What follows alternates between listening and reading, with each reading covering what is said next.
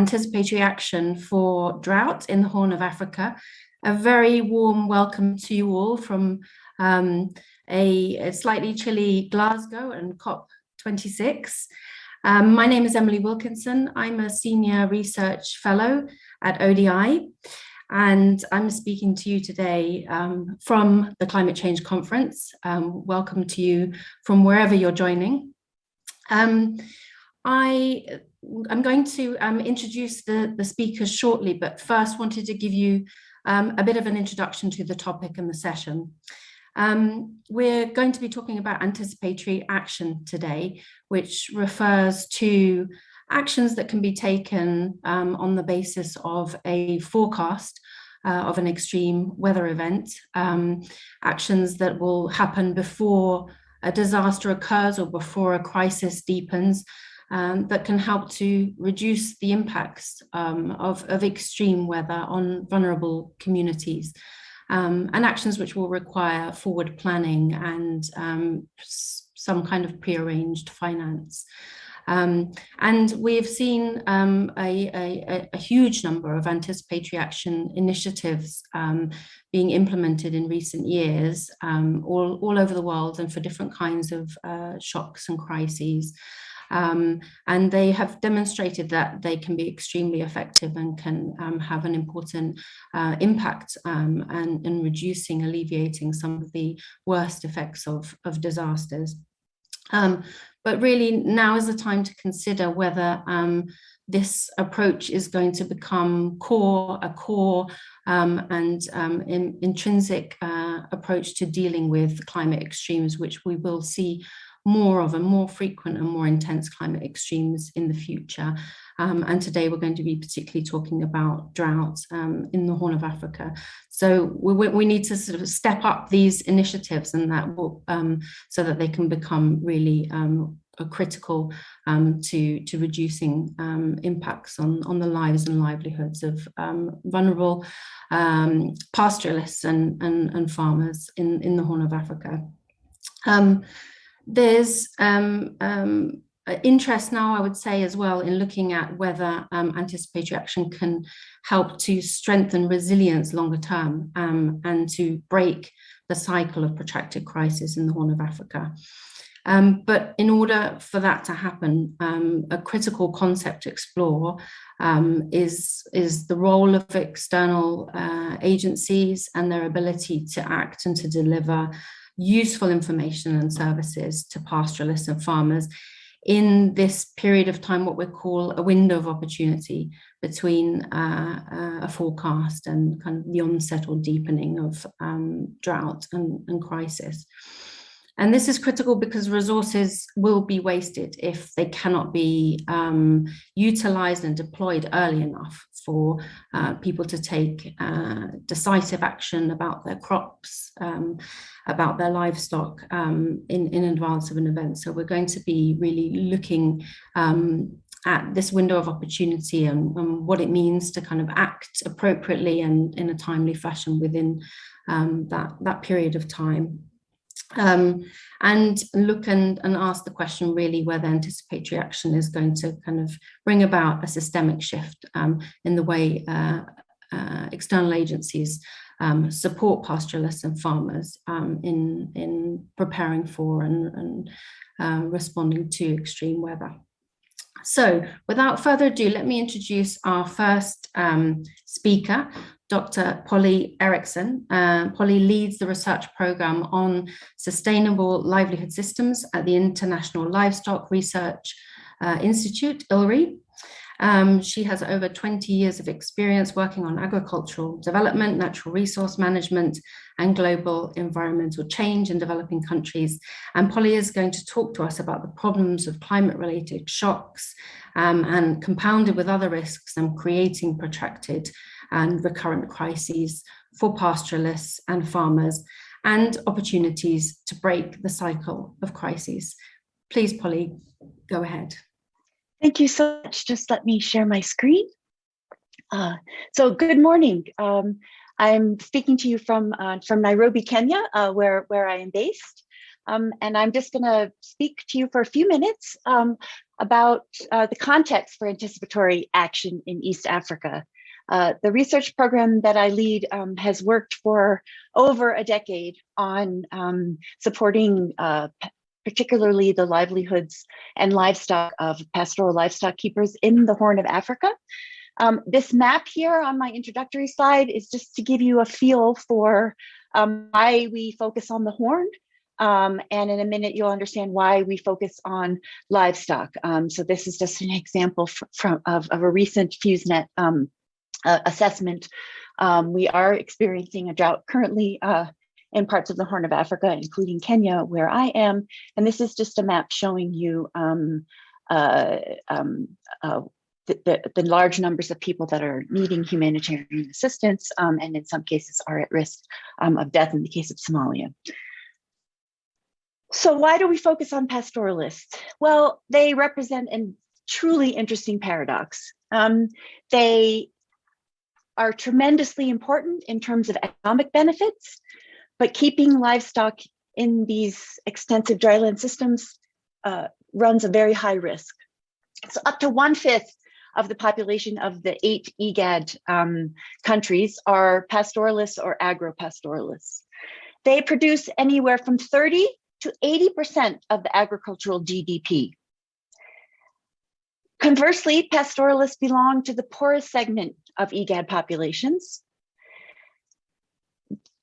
Although once resilient, and in some cases still resilient, overall, pastoralism in the face of recurrent droughts and other shocks can be perceived as quite low resilience, but very high exposure to droughts. And the innovation that I'm going to talk about is really designed to keep pastoralists from falling into what economists refer to as a poverty trap. And I further want to point out that conflict and climate risk can exacerbate one another, and both are quite frequent in the Horn of Africa.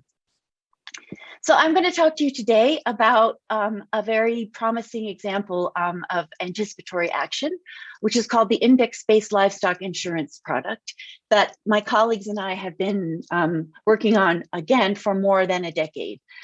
So this is a bit of a timeline of how index-based insurance has evolved since 2010, when it first went live.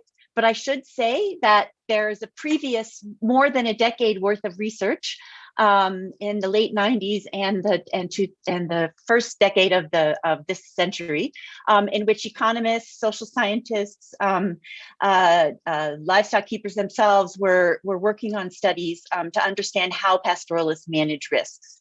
And it was on the basis of that research that the idea for an index-based product that would protect livelihoods, in this case, protecting livestock, was developed. So the first asset replacement contract was launched in 2010. There was a very bad drought in 2011 that triggered widespread payouts. We then moved to Borana in Ethiopia. Again, at those days, it was an asset replacement contract, so not quite at the stage of anticipatory action. Very important for the populations that we try to serve was that we developed a Sharia compliant product in Wajir in 2014. And at that time, we were learning quite a lot, and we flipped the index-based insurance product to be an asset protection contract. So that's what's really important for this session, is that now people who are subscribed to either our index-based insurance product, or in the case of Kenya, the government offers a livestock insurance product, you now get the payout before you would incur a livestock loss. And that's been really important. And that this product has been in place now since early 2016. Again, you'll see that in 2017, 2018, severe drought triggered, in the case of CLIP, a very significant payout of over $7 million US. What's now happening is that we are engaging in a regional initiative, because in order for a product like this to go to scale, we really need multiple countries in a region to be involved, so that the private sector sees an opportunity that's large enough for them to engage, and so that we can also get a conducive policy environment for multiple governments. And so what is going to be happening late in 2020 is we launched the Horn of Africa Livestock Insurance Initiative, which is now receiving investor interest from a number of donors. I just quickly want to point out to you that IBLI does have benefits. So this is some evidence from 2016 and 2017, when we asked recipients of payouts, did you spend money because of a payment, in this case from the Kenya Livestock Insurance Program, that you couldn't have done without the payment? And so you'll see in both the short rainy season drought of 2016 and the long rainy season drought of 2017, people who received a payout did spend their money on various livelihood and livestock saving measures. For example, food, they paid off debt, they bought forage and fodder, they got water for their animals. So the point where we are now, as I said, we really need to go to scale by linking these micro level products with macro level policy investment. We also need the opportunity to crowd in investment to these livestock production systems so that when there is a payout, producers can have access to all of these livelihood and livestock saving initiatives that they need. And so with that, I conclude, and I look forward to the rest of the panel. Thanks so much for this opportunity. Thank you very much, Polly. Fascinating. And I'm sure other panelists and the audience will want to follow up with you, and we'll have further questions and be very interested in that example. We're going to move on now. We have what I'm sure will be a very lively panel discussion with 4 esteemed guest speakers. Let me start by introducing Dr. Zudu Segele. Dr. Segele is a senior climate modeling expert at the IGAD Climate Predictions and Application Center, ICPAC. And as head of ICPAC modeling group, he's worked on improving weather and climate forecasting regionally, and in collaboration with member states, the National Meteorological and Hydrological Services. Dr. Segele, what would you consider to be weather and climate forecasting at its best, and what would you consider an ideal scenario for the kinds of forecasts and early warning information that pastoralists and farmers could use to inform their decisions, and when do they need to receive that information by? Yes, thank you very much. It's a very interesting talk earlier also. So ideally, what kind of the forecast or climate information that is needed by the livestock or the farmers is when it is provided as needed by the users, and that requires the need assessment and what kind of information they actually require. Ideally, if a reliable and accurate climate information is provided, a livestock pastoralist would require whether there will be forage available in the coming season, whether there will be water for them for the livestock during the next season, and if there is a scarcity of forage or water, what would be the best information that can be provided in a timely manner so that the pastoralist can act accordingly. So more than the climate information per se, what they would require is an advisory. And an advisory, advisories require a discussion between the provider and the user, so that, and also the experts in that field, in livestock experts, which include the veterinarians or other experts, because the impact of weather is not only in terms of availability of forage and water, but also It also includes the health of the livestock or disease transmission.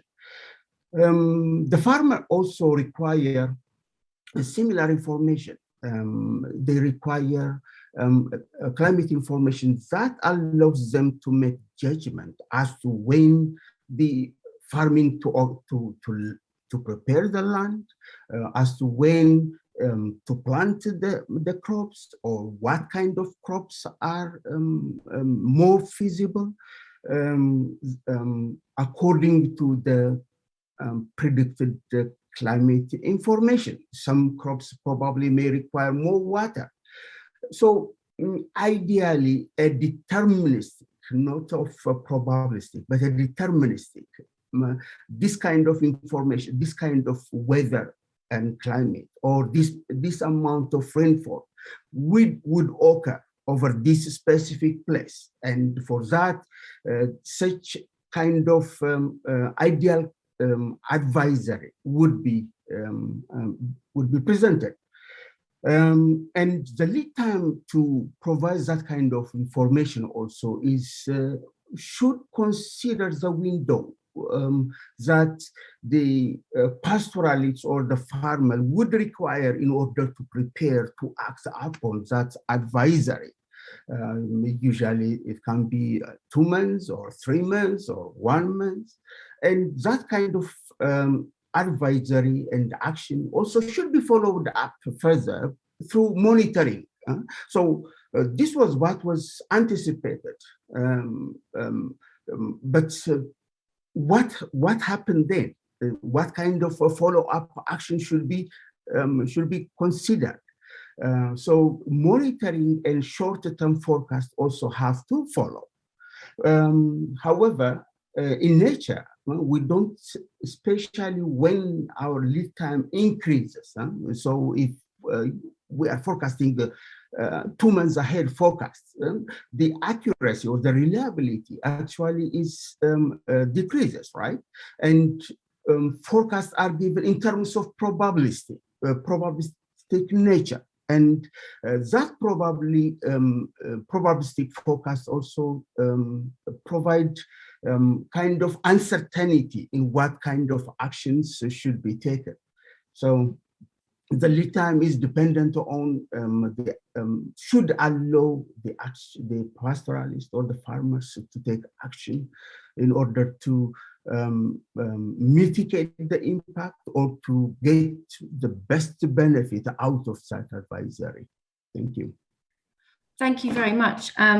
So yeah, what we're hearing is that this needs to be very specific, tailored information to the local circumstances and needs of the farmers and pastoralists, and that what the actions that they're taking and how they're able to mitigate the impacts will need to be carefully monitored. That's much more than just providing weather information, right? Fantastic. We'll come back with I'll come back with a follow-up question shortly. I want to turn to our next panelist, Mr. Oscar Lino, who's a climate scientist with the International Center for Humanitarian Affairs at the Kenya Red Cross Society. And Mr. Lino provides support to development and implementation of forecast-based financing systems in Kenya and works on early warnings and communication and facilitating the use of participatory approaches in forecast-based action.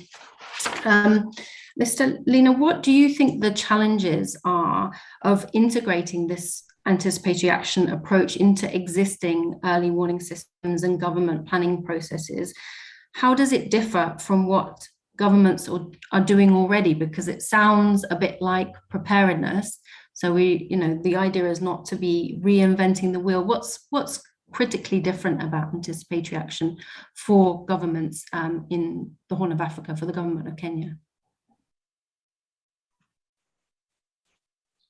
Thank you, Emily. Quite important discussions just coming through, and I'm just excited to speak after our big brothers, ICPAC, who are regional leaders of early warning information. So here, that kind of early information is important to anticipatory action. But again, in terms of anticipatory action that humanitarian organizations are interested in, and what we postulate as FBF, we are interested in thresholds that certain early actions or anticipatory actions need to be activated based on clearly defined thresholds and timelines for doing them. So we have these pre-agreed or predetermined anticipatory actions, and we really need to understand when is the appropriate time to act.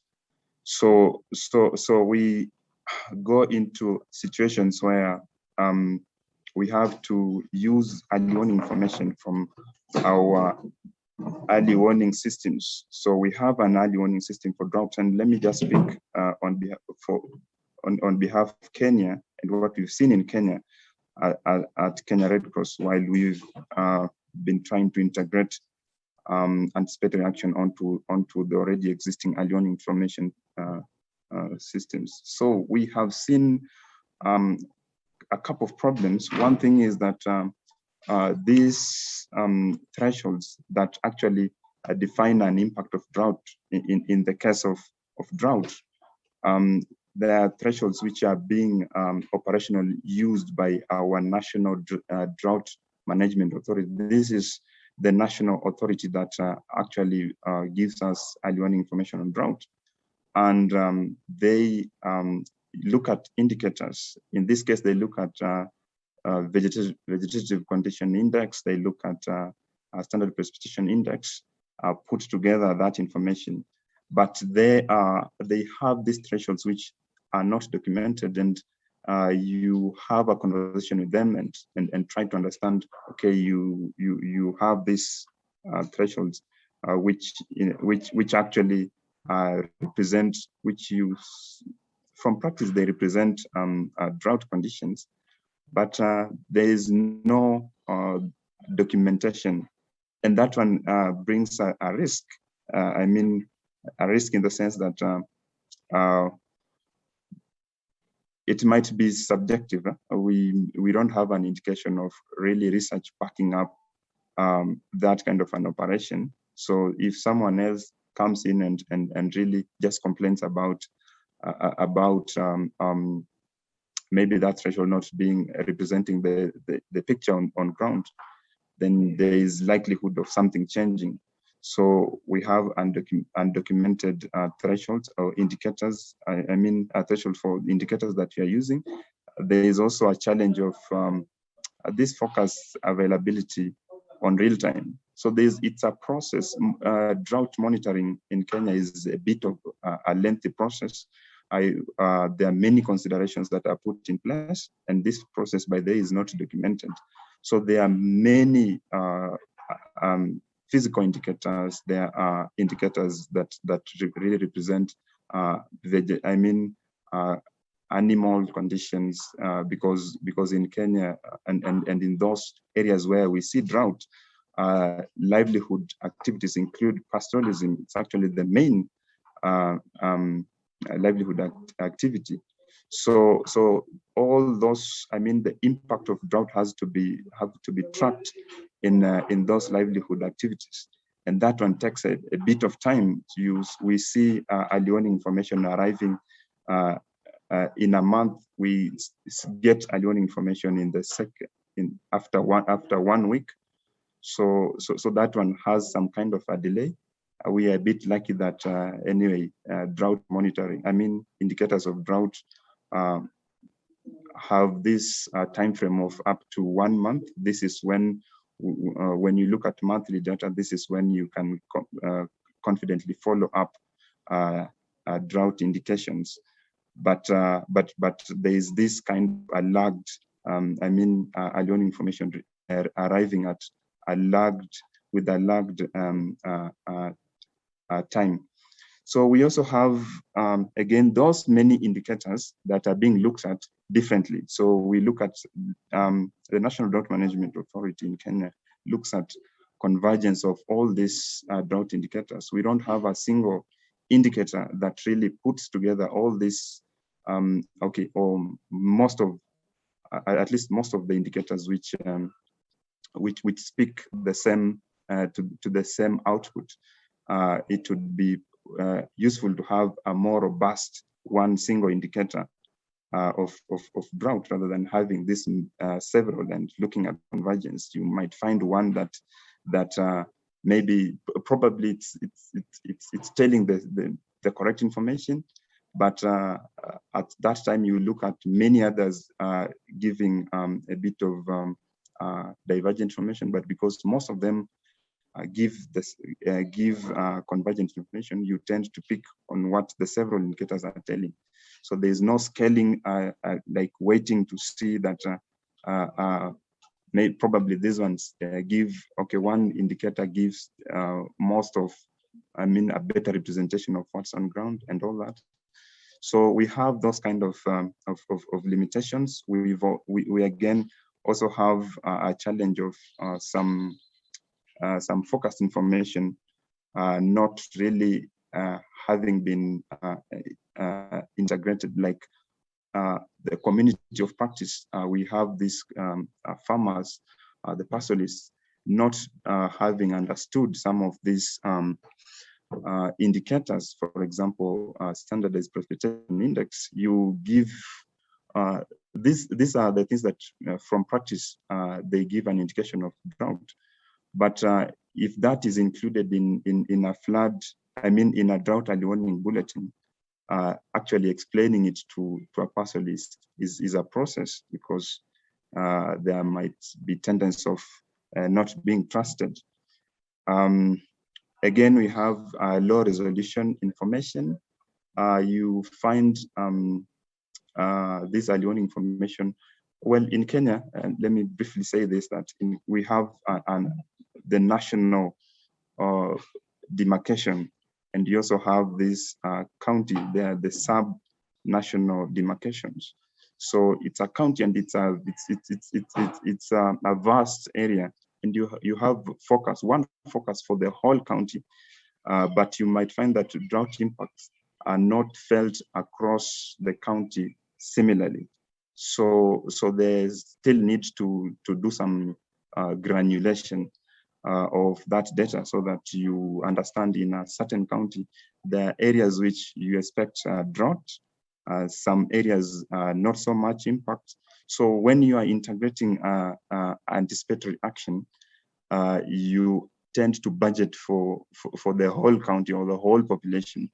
But in real sense, what you should have budgeted for is actually just a bit of a portion of the population. So this kind of data, we have that kind of a mismatch. We have other cross-cutting issues with regards to having anticipatory action implemented based on early warning information that you already have. There is lack of a nationwide or countrywide early warning system for drought. For example, we have this early warning system concentrated in areas we call arid and semi-arid areas. So, for instance, at the moment, if you look at the drought extent, we have nearly all these arid and semi-arid areas already in drought. You have some indications of actually drought in areas in counties where the drought early warning system does not cover, because the NDMA, the National Drought Management Authority, is not in all the counties. So there are still conversations of extending, having more counties included as arid and semi-arid. And Kenya Red Cross, from experience, have gone into extent of really dealing with issues in counties where we don't have drought early warning information. So in these counties, we have to rely on really monitoring what's going on ground, rather than really the information that should be coming out from our early warning system. We have problems again with the data sharing. You find that not all the information, we do not all use only information from one system. For example, early warning system, you also have to understand to look at population information, look at these livelihoods and the kind of migration and many other dynamics. So this kind of data, getting it is a process. There are bureaucratic issues that come in. Some institutions are not so willing to share data, but that's where we are at. We have to leverage on our social capital, our relational capital with some institutions to get data, so that we can really plan well our FBF systems. Again, we have another problem when you have to implement early anticipatory actions, working with counties. Quite interesting. You find that there's an element of political goodwill. We have some counties which there exist DRM frameworks, but in some we advocate for those counties to set up DRM bills, policies, and implementation frameworks. But that process is dependent on political goodwill. I would say this, that there's a famous saying that says that a friend in need is a friend indeed. So some individuals would want to see a disaster fast, so that they respond, and that one helps them. It gives them a political mileage. So these politicians are the ones whom we are asking to pass a bill that we've helped them develop, and they are unwilling because it will stop problems. Problems make politicians sometimes relevant. So those are some kind of challenges we've run into. I will briefly talk about. Maybe we can come back and I'll ask you a follow-up question in a moment. That's really interesting. Thank you so much. And I think you've managed to you've demonstrated really well the kind of the immense amount of data that's going to be required really to take these kind of decisions, to take accurate decisions, and to allocate resources based on risk, rather than waiting for the impacts to take decisions about where support is needed.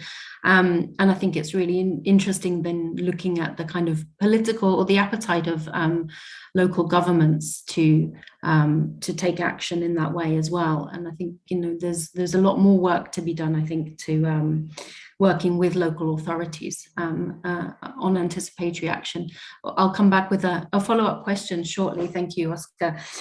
Let's turn now to our next panelist, Dr. Ibrahim Dagan Ali, who is a senior technical advisor on agriculture and resilience with Hexagon Consulting in Somalia, and a field research team leader with the SPARK program supporting pastoralism and agriculture in recurrent and protracted crises.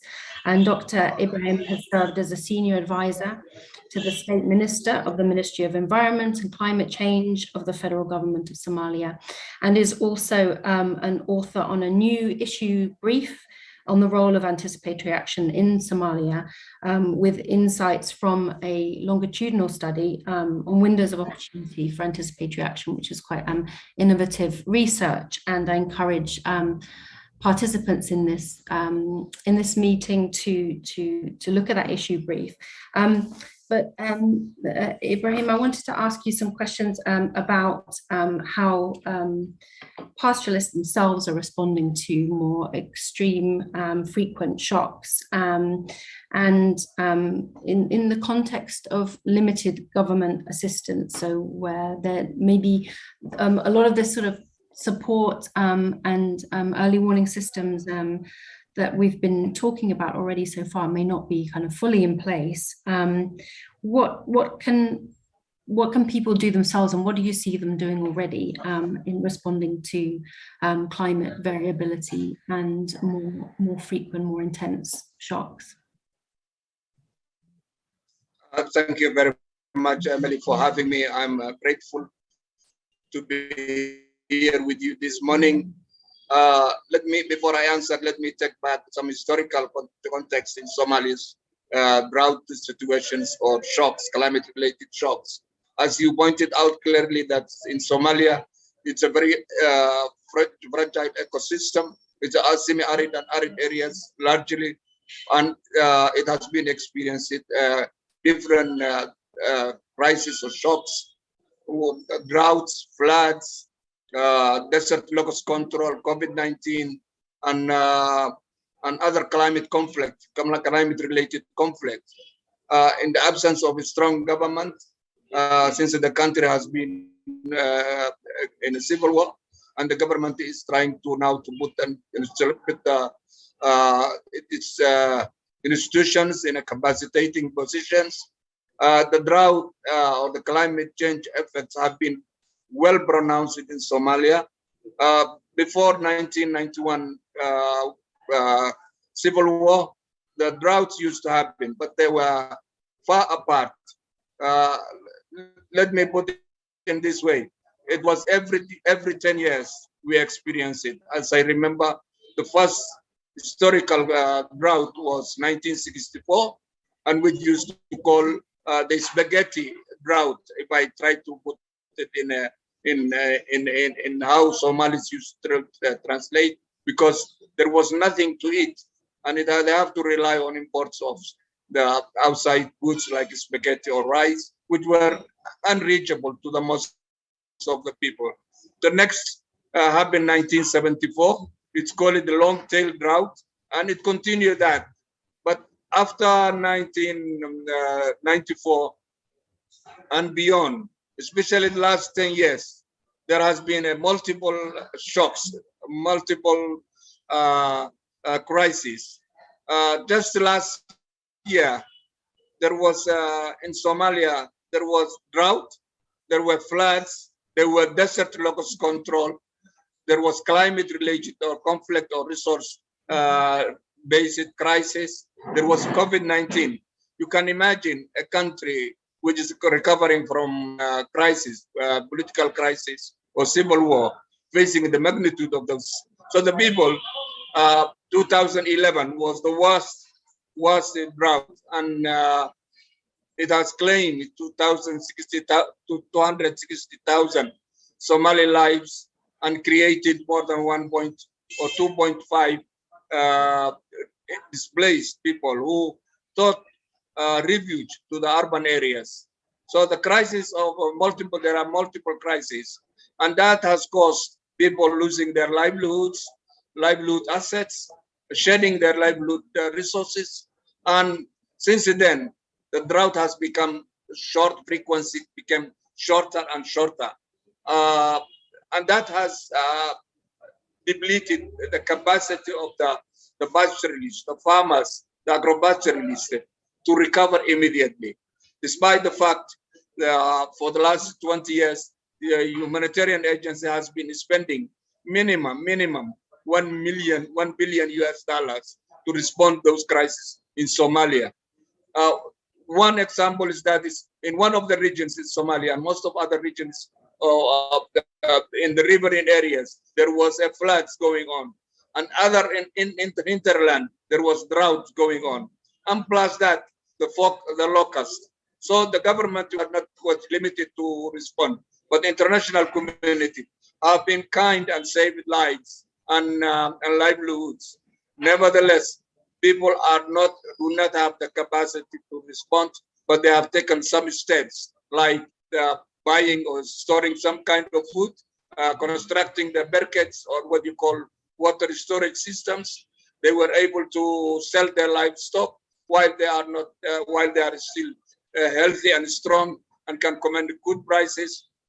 All those elements that people have been taking were still limited because majority of 65 to 70%, 75% of the people of Somalia are pastoralists or agro-pastoralists and farmers. So those crises have been, the risk and the humanitarian institutions were largely responsive, and they were coming when already those people have been severely affected, their lives and livelihoods, and in need of assistance. By the time they have tried to come. Already the damage has been done in any aspect of their lives and livelihoods. So this approach of responding and assessing when shocks, what emergency needs they need, it takes too long. So that is really a difficult position for people to respond. Although they have tried to take their livelihood, some of their livelihood and families to the upper areas, or when it's a flood, or when it's a drought, to take to urban areas to seek any assistance as well as the jobs. These are what they have been doing. Great, thank you very much, and that's a fascinating, really, description of how things are working and how much more difficult it's become for people to cope with these with drought and with flooding and more extreme events. And I think the point about the assessing needs and how long it takes is really the starting point for a lot of this discussion, and for pursuing anticipatory action, and for making all this kind of huge investments that are needed really to produce the data, to do the monitoring on the ground, to understand how the impacts of drought evolve, and where the intervention points are, what happens within this window of opportunity. That's really the critical starting point for this, and also what people can do for themselves with better early warning information. So I'll come back. I have a couple of follow-up questions to dig more a bit into actions that people are taking themselves, but thank you. Let's move to our final panelist, Brenda Lazarus, who is an emergency needs assessment and early warning advisor with the FAO, Food and Agriculture Organization of the UN. She provides early warning analysis guidance to advance the FAO's early warning, early action program in East Africa. And Brenda, I wanted to ask you how the FAO and other agencies are changing the way they work by taking an anticipatory action approach, integrating it into work in East Africa. How is that actually changing the kind of work that you do and the timing and delivery of assistance through your humanitarian work? Has there been a kind of fundamental shift in what you do as a result of this approach? Great, thank you for the excellent question. I think that, in short, I think the current push for anticipatory action is starting to improve the timing and nature of assistance, though I do think that there's still a lot that needs to be done to truly kind of transform the humanitarian system, both in East Africa as well as kind of globally. I think right now that we do have some success stories with regards to anticipatory action. One success story in the East Africa region would be FAO's recent desert locust response. We took an anticipatory approach there, and with kind of unprecedented support from resource partners as well as multi-agency coordination, we were able to avert about $1.3 billion in crop losses. However, I would highlight that these operations were really only possible due to the generosity of our resource partners, who really quickly mobilized funding that was then able to enable FAO to rapidly scale up response and deploy teams in the field to treat the desert locust. In the absence of this rapid response from resource partners, this type of anticipatory action would not have been possible. I would really highlight that despite some of these success stories, such as the desert locust response, much more really needs to be done in East Africa. An example of that would be the current drought that we're seeing in the Horn of Africa. Despite 2 consecutive failed rainy seasons, both between October and December last year, as well as March to May of year, as well as many months worth of forecasts from ICPAC as well as from other agencies indicating that another poor season was coming across eastern Kenya, southern Somalia, and parts of Ethiopia. Very little resources have been put into anticipatory action to date. We recently did a study with Tufts University looking at anticipatory action in East Africa, and this study found that the humanitarian community was still struggling with what Tufts University called the show me the dead body syndrome, where there really is a wait and see attitude amongst the humanitarian community right now, and really a strong preference for hard evidence rather than acting on probabilistic forecasts and kind of people being uncomfortable with uncertainty relating to anticipatory action. Unfortunately, because of this inaction, the Horn of Africa right now is looking at a major drought emergency with significant increases in both food insecurity as well as malnutrition expected during the first half of 2022.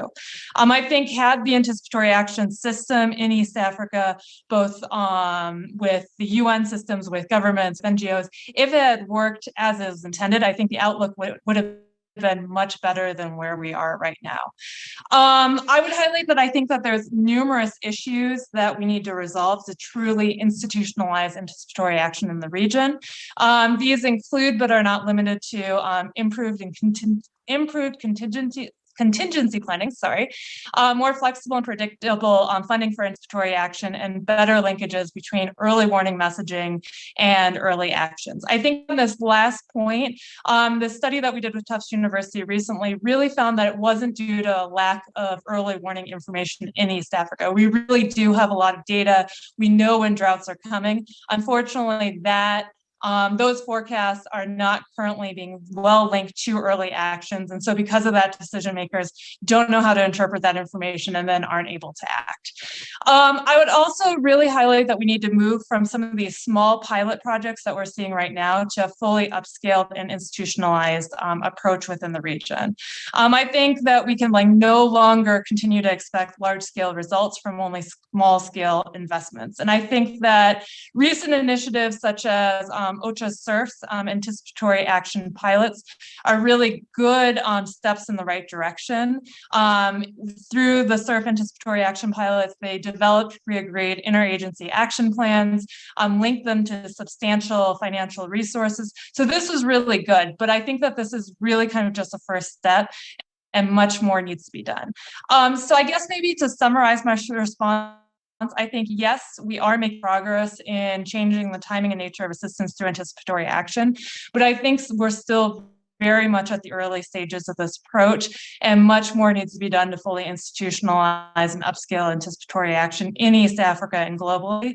And I think once we're successful at doing that, hopefully we'll be able to prevent in the future drought emergencies similar to what we're seeing in East Africa right now. So I'll pass it back over. Thanks.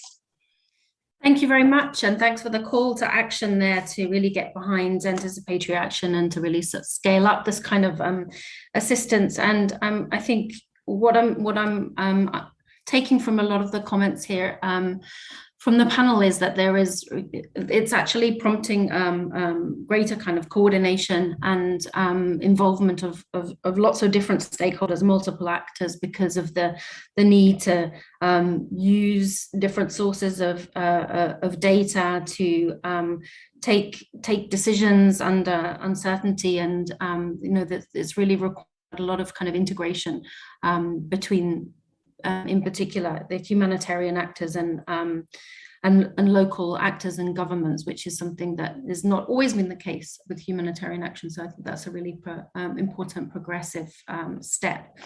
I'm going to turn back now with a follow-up question to Dr. Segel. And I wanted to ask, you were talking before about the climate forecast and other kinds of forecast information that's needed to help farmers and pastoralists take decisions in advance of an extreme weather event. But I'm wondering, in this particular context, the multiple threats that the people face, and particularly that can be intersecting, can occur at the same time. what implications does that have for the type of early warning information that people need? Because it's not that you know, a drought or a flood is going to occur when nothing else is happening, and there aren't other pressures and threats that people face. So I'm just wondering how this is going to shape the kind of understanding that context is going to shape the kind of climate information and early warnings that are produced. Or you're on mute. Thank you very much. Yes. I think there is a number of things that probably need to be done, as my colleagues Brenda as well as Oscar have indicated. I think the main developing standard operating procedure is quite important, really, for application of any early warning, be it in drought. ICPAC has initiated an objective way of forecasting, but that is only be useful when it is acted upon, and which requires the availability of a standard operating procedure for action to be taken. Given the multiple crises that is available, the need also will be quite complex, right? As indicated earlier. We have the COVID, the local situation, the drought situation, the flood situation in places. So how would we integrate all this to be location specific, to provide location specific services? So the complexity actually is increases dramatically as the number of crises also increases. But most important also from the, at least from the climate perspective, is do we provide a reliable service first? So that reliability is very, very important. And from what we have assessed from our objective forecasts, although there is significant room for improvement, substantial advances has already been made in terms of reliability, and hopefully such things will be more useful in anticipatory action. So I think the things that probably I can indicate is that as the multi-crisis things happen, the complexity of response also will be quite complex, and this requires a concerted action between all actors, I believe. Thank you. Great, thank you very much. And let me turn that the last point that you made to Oscar, and I wanted to ask you about this kind of point about coordination. There's going to be there's so many actors involved in getting anticipatory action right, and as there are lots of agencies working on this in Kenya, I wondered how coordinated do you think this work is, and do you know, is that formalized in some way, and do you see any risk, any danger that there might it just end up being a bit of a free-for-all and lots of different initiatives that don't kind of really work well together, resulting in confusion and duplication? Good to get your thoughts on that.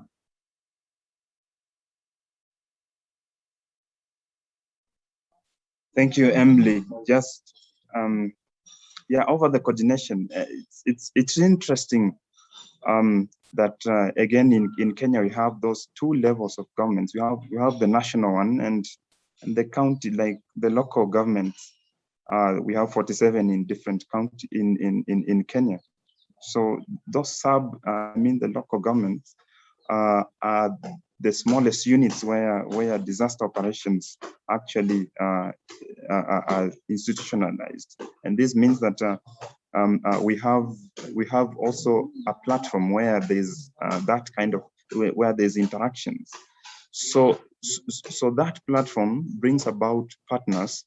For example, Kenya Red Cross, we have World Food Program, and where we can see also FAO being active.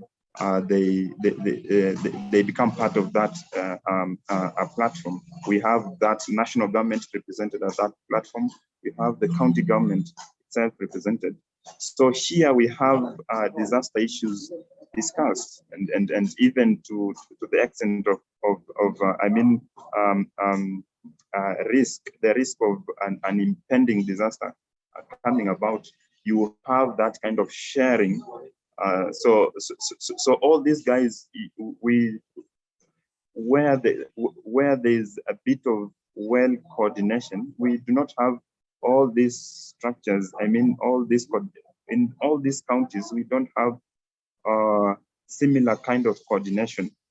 Where it works well, you find many actors there, and the county knows priorities. They know who are doing what within. So if we've observed that that conditions are still normal in a certain locality, and the focus are telling us that we are expecting a drought situation, then as we give that update at the at that platform, it's called the County Steering Group. As National Drought Management Authority gives that update, we have these guys picking up that partners who are going to support or do something are coming up, and we want just with slow capacity building, bringing these county stakeholders up to speed and bringing that common understanding. There's need to pull together resources, because if simply responding to drought or even DRM has proven to be very expensive, so you need that kind of coordination and more actors coming in with who think along the line of anticipatory action is a good initiative. It's something that is encouraged at the moment. We want FDF to be streamlined into many programmings at different in different institutions. We want FAO to be proactive in this. We want Kenya Red Cross to be proactive. We want WFP to be proactive, so that when there is a risk of a drought impacting on people, we have enough funds and people specializing in different organizations specializing in providing different initiatives, programs to support. So at the moment, we are good. It's just about that slow capacity building, and through such platforms where we get to really understand even who's doing what, where, and trying to build that those partnerships and really managing them beyond this kind of conversations is still the best way to move. We've still not gotten to a point where different guys are doing different things and then there's no value addition. We still have enough space to build and specialize and really add value to anticipatory action. Great, thank you. So it sounds, like the coordination, local coordination, particularly when the county knows who's doing what, as you said, is the best scenario, really, and that's important for kind of post or disaster response, humanitarian assistance, but also for anticipatory action as well, and building the capacities for local authorities to coordinate is very much part of the approach here. Thank you. I want to turn back to Ibrahim to tell us a bit more about what people are already doing in anticipation of drought in Somalia, and also what's kind of preventing them from taking more anticipatory action for upcoming events, so that we can really understand how to build on what people are doing already and how to assist them in taking more preventative, more anticipatory action. You're on mute. Please, can you unmute yourself? Thank you. Yeah, let me respond that question. Thank you. The absence of strong government and institutions, international emergency organizations, NGOs, UN agencies, all of them have been working in Somalia and delivering a lot of aid. Nevertheless, there is limitations that have taken place. We know that the absence of the frequency of the shocks have stripped their productive livelihood and assets and have severely affected their capacity to respond. That is at the community level. The information that is, they lack the information, and we know that information such as the climate information or weather forecasting and early warning systems are absent in Somalia. And although there has been some efforts of trying to put up early warning systems, but in my own experience in Southeast Asia, that structure does not exist at all in Somalia, and we need that to ensure such information reach the communities. There must be at different levels. First, to build up those infrastructure at the government level, or like Minister of Humanitarian Disaster Management, Minister of Environment and Climate Change. All those ones have to be capacitated and well coordinated. The currently, I want to say that it's informations that have been provided by the FSNU and FuseNet under FAO has been really useful. Nevertheless, it does not really reach the ordinary affected communities because it is high level, and what they need is to build those the capacity, the anticipation. Those communities affected by droughts, by floods, have their own ideas or anticipatory ideas to respond those, but they have no capacity. So there must be a kind of exploring those efforts, and such changes have to be made from information to changes of the situation at the affected level communities. And we have to come up with layers, different layers, what can be done for the government level and what can be done from the regional levels, real estate, federal state members, can be done at the community level, up to the village level. That can really respond. But I can tell you, the communities affected by these shocks, climate-related shocks, have some ideas that have never been explored. And we need to shift from response-oriented relief and emergency approach to anticipatory approach, where the highly important and priority anticipations act will be put in. The issue is when it is right, when we want to know when it's right to act. And that should be not from us as professionals, but the communities that has been affected by those shocks should have something to say. On the other hand, the resource put on those emergency can be diverted by capacitating those people to implement those anticipatory action-oriented programs. And I can tell you that 2 billion or 1.5 billion spent, it will be saved for development, and that or from building resilience capacity, recovery, and moving toward development. So those communities can stand in food.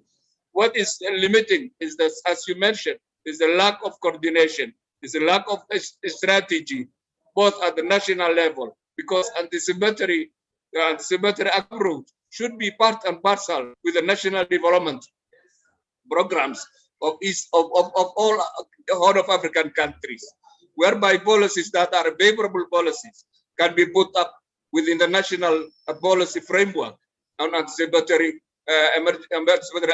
action to address those crises, and also those resources should be allocated, no matter how it's limited, from village level to the national level.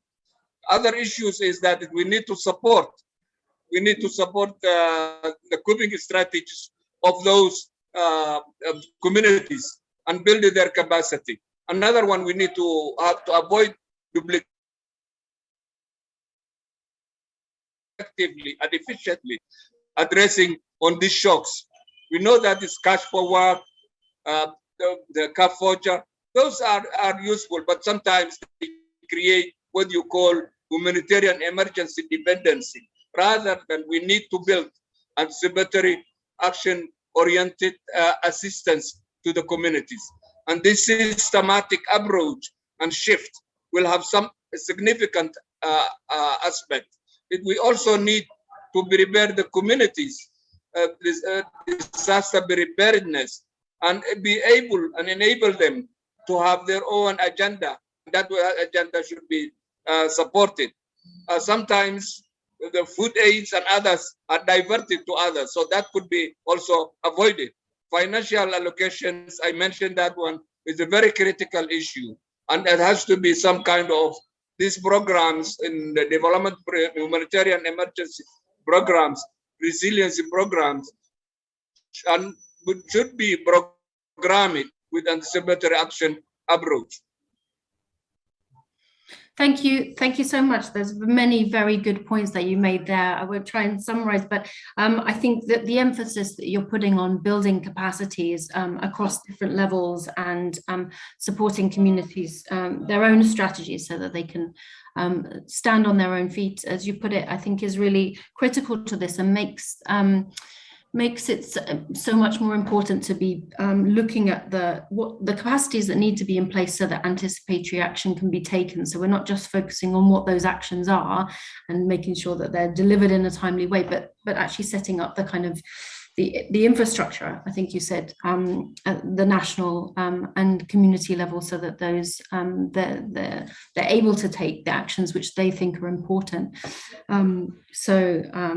That's a really important principle, I think, in all of this work. Let me turn to Brenda now with a follow-up question about the humanitarian system and the sort of shift that's happening. And really, this is a kind of what could you do if sort of question.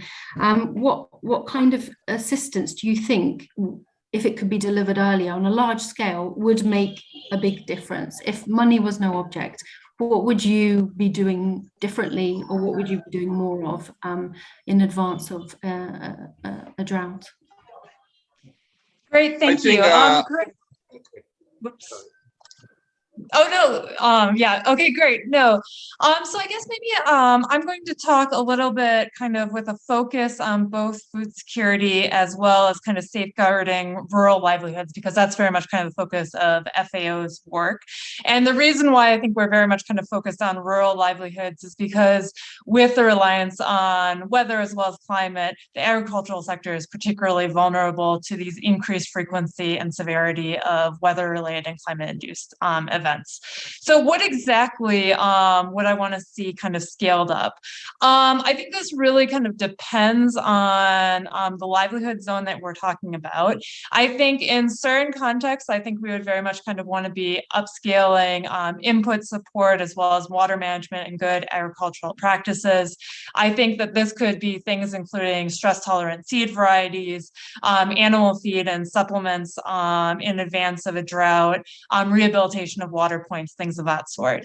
But what I really think what I would scale up, and what there's a lot of evidence that it's been quite successful within the East Africa region, is cash-based anticipatory actions. I think cash-based programs can really be crucial in addressing kind of the expected immediate needs of the most vulnerable people. Productive safety net programs can support the continuation of agricultural activities before the peak of the impacts of a drought or some other hazard. At FAO, we have some programs called a Cash Plus program, and this is where we're basically basically combining input support like seeds and animal feed with unconditional cash transfers. And I think this can be quite successful because the cash then enables households to meet their immediate needs. But then the seeds and the livelihood support helps households basically hold on to their agricultural livelihoods and prevents them from selling assets, taking on loans, things of that sort. With that said, I do think that there's a variety of kind of barriers preventing that. The barriers are similar to the ones that I had mentioned earlier. From an early warning standpoint, kind of a lack of linkages between early warning information and anticipatory action, a lack of kind of contingency planning response analysis until it's too late for anticipatory action and we're really talking about emergency response. As highlighted earlier, from FAO standpoint, we really see coordination relating to anticipatory action as something that needs to be strengthened. I think right now we're really seeing pilot projects across different agencies that aren't particularly coordinated, and we feel strongly that we need to develop a system similar to what already exists for the emergency side of things for anticipatory action. Also, as was highlighted by some of the other speakers, I really think that it's important to make sure that we're fully engaged with at-risk communities throughout the entire project cycle. I think that this often isn't happening with a lot of anticipatory action programs to date. And then finally, there's still the funding issue that I had highlighted earlier. I'll stop here. I guess maybe one other thing kind of on the barriers that I would highlight is this Tufts University study that I mentioned earlier. That study has been finalized at this point and has been published online. And so if you are looking for more information about anticipatory action in East Africa and recommendations both for agencies involved in implementing anticipatory action as well as governments, I would highly recommend checking out that report. Thank you. Thank you so much. I'm going to turn now, we have a couple of questions from the audience, which are for individual speakers and then some other questions. Let's see if we can fit in a few before we kind of have a final round of comments and wrap up. We have a question for Polly. Is there a counterpart livestock insurance mechanism in West Africa? And are there ways that the forecast informing the insurance mechanism could be strengthened? And if you could also explain the costs of insurance policy for the pastoralists. So sorry, that's three separate questions. And I can repeat them if you like. But yeah, questions for you, Polly, please go ahead. Sure. So yes, we have recently undertaken a set of feasibility studies looking at the potential for some kind of an index-based insurance or other drought risk financing project across 4 countries in the Sahel: Senegal, Mali, Niger, and Burkina. So the factors that make a country or a region suitable for index-based insurance pertain to yes, the availability of decent climate information. The index that we use in this insurance product is based on remote sensing images and DVI, for those of you familiar with those kinds of products. But we also need to look at appetite within the private sector, government appetite, and willingness to develop supportive policies. But yes, we have found promise and some investor interest in West Africa. Cost of insurance. That really varies depending on how the product is designed. So the initial private sector product that ILRI was involved in developing, the index-based livestock insurance, had a small subsidy, but producers bore much of the cost on their own. The price per TLU varies again depending on where you are.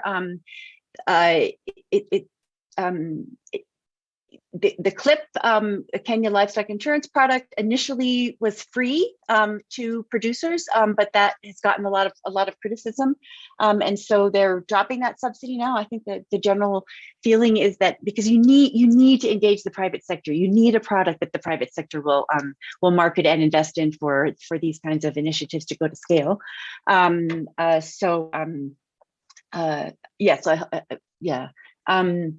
What was the third question? I think I've missed. Sorry, Emily. Feasibility in West Africa, cost of insurance. Was the question about if the forecasts informing the insurance mechanism could be strengthened? Strengthened. Well, I mean, we've done a lot of work with the index over the years, so that it's, I mean, the original index was based on a combination of remotely sensed data and actual livestock mortality data. We don't do that anymore. We just now rely on the NDVI data. We have in the last few years been experimenting with newly available remotely sensed products that are more accurate. We do quite a bit of ground truthing. I think rather than the issue, it's not so much strengthening the index as it is ensuring that there is an objective, neutral party that calculates the drought risk index before every sales period. Yeah, thanks. I hope those answers were sufficient. Great, thank you.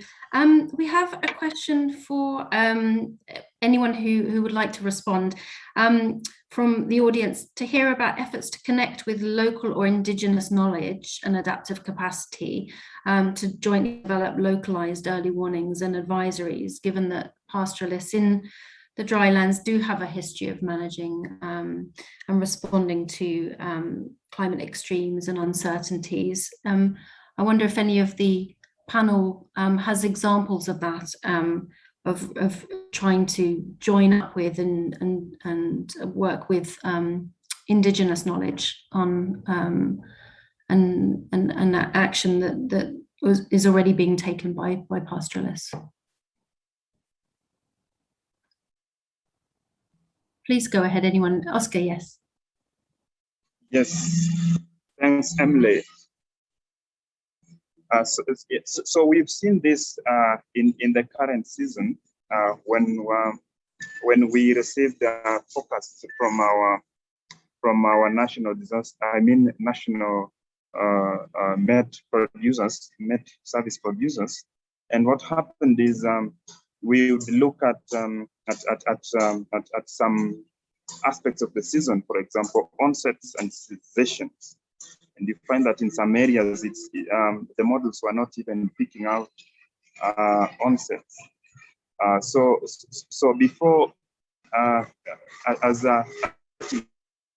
we worked with the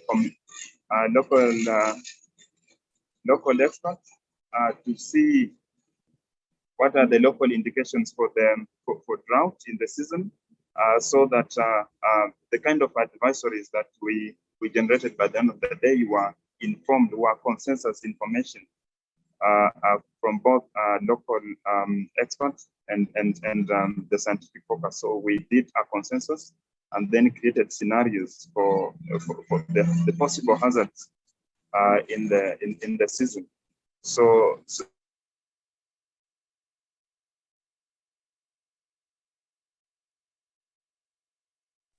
that based on a seasonal forecast, we work with traditional forecasters to see if what we are taking there as scientific forecast really mirrors what communities expect. And based on that, when you disseminate advisories, when you advocate for certain practices to be implemented by the communities themselves, that is picked up. So we do not have an indication where someone is receiving an advisory to do early planting, and this is not in anticipation of rainfall. So these are things that we've seen is working well, and we are in our FPF system, we are having that component of working with local experts to merge information from both sources, the scientific and the local. But actually, scientific gives us more information because it granulates. In the season, you can we are able to see, for example, onset dates. Traditional ones will not give you that generalized information. For example, they're anticipating very little rainfall, and that's all. And then also seeing indications of conflicts and all that. So these are impacts of drought, for example. So just to be able to plan well, you need this information that really gives you key elements that you need to plan with for the season. Great, thank you so much. I want to move now to the sort of closing and give you all a maximum 2 minutes to tell everyone what you think are what's the biggest change that needs to happen to enable people, businesses, governments, humanitarian agencies to be able to take adequate and timely anticipatory action for drought in East Africa. And if you could just focus on one thing that you think is, an important change that needs to happen. And really, we've only got like 2 minutes each, so I will jump in if necessary. Let's start with Polly. What would be on your wish list, the one big change that needs to happen? Yeah, so perhaps not surprisingly, I'll say that I think we need to engage the private sector to create certainly more sustainable finance mechanisms, but also, and that's not just for, we need, anticipatory action also requires that we are paying attention to the long-term resilience of livestock production systems, and so that means we need support for markets. We need information, as has been said multiple times by the other participants. We need information that a range of actors trust, and I think again stimulating private sector involvement in sharing, disseminating, and actually acting on that information is quite important. Referring back to the question earlier about strengthening the index that the insurance product is based on, the impetus for that has come from pushes by governments and insurance providers as well as insurance beneficiaries to have a product that they trust more. So yeah, I think that's what I would say. Thanks so much. Great. Thank you. Dr. Segeli, what would be the one change that you would like to see happen? Yes, thank you. So currently there are several progress are being made at ICPAC. One of it is in improving climate prediction objectively, and the other is in improving climate prediction in terms of impact, however, that is impact forecasting. So the climate services and application, CONFA and Down to Earth, 3 of the projects, EU-funded projects, are working on CLIMSA in terms of improving climate forecasting, CONFA in terms of application in agricultural forecasting, in crop yield forecasting, in stream flow forecasting, Down to Earth in groundwater, especially in semi-arid and arid areas of Somalia, Kenya, and Ethiopia. In terms of surface water forecasting, groundwater forecasting, so they use the probability forecast to predict or assess the impact of it. So that is impact-based forecasting. And the integration of this hopefully will be more impactful than the traditional forecasting. Another point probably in relation to Dr. Ibrahim's comment earlier, under the Wiser Support Project, under the Wiser Climate Information and Services Project, there is significant work being done in Somalia. Currently in Somalia, there are different ministries and institutions working on climate services. So this project currently being conducted at ICPAC in collaboration with Somalia, different institutions in Somalia, try to coordinate and develop one national institution that goes into the community to develop climate services. Thank you. Thank you very much. Sorry to interrupt you. Oscar, in 2 minutes, what would you like to see change? Thanks. 2 things. Number one is because of the uncertainties in the early warning information, we want to see a lot of co-production, and this is has not come up strongly in our conversations today, but are really situations where the users feel part of the process of generation of early warning information would be key, and also for producers of early warning information really understand what is it that users need. This is, I think that will make a lot of difference in the face of uncertainties in adjoining information, and also integration of, to ensure sustainability of anticipatory actions. I would want to imagine that the best case scenario is moving from the convention of really partners alone acting in anticipatory to also the government, local governments who are there with the people, and always they are there to respond to disaster issues. Them Great. Also to start embracing anticipatory action. Thank you so much. Wonderful. Dr. Ibrahim Dayan, what would you like, the biggest changes you'd like to see? I would like to see big changes in the institutionalizing anticipatory action systems in the national government policies and programs, as well as the humanitarian agency and development programs. For example, resilience programming should be part of the anticipatory action, should be part of the programming of humanitarian emergency and resilience and capacity development aspect. And it should be institutionalized from the community level to the highest. It has to be bottoms up, integrated, and well coordinated.